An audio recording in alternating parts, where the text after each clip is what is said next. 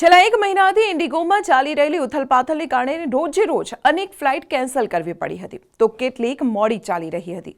આ વચ્ચે મુસાફરોને હેરાન થવાનો વારો આવ્યો હતો ત્યારે ઇન્ડિગો ફ્લાઇટ કેન્સલેશનના વળતરને લઈ એક મોટા સમાચાર સામે આવ્યા છે। હવે આવતા અઠવાડિયાથી ઇન્ડિગો મુસાફરોને વળતર આપવાની શરૂઆત કરશે।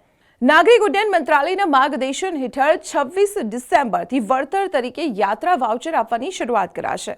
10,000 રૂપિયાના યાત્રા વાઉચર એવા લોકોને આપવામાં આવશે જેઓ 3, 4 અને 5 ડિસેમ્બરે કલાકો સુધી એરપોર્ટ પર ફસાયેલા હતા।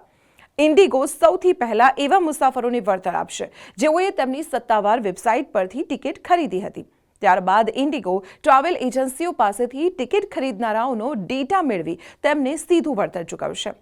આ સમગ્ર કાર્યવાહી પર ડીજીસીએની સાથે મંત્રાલય પણ એર સેવા પોર્ટલ દ્વારા નજર રાખશે।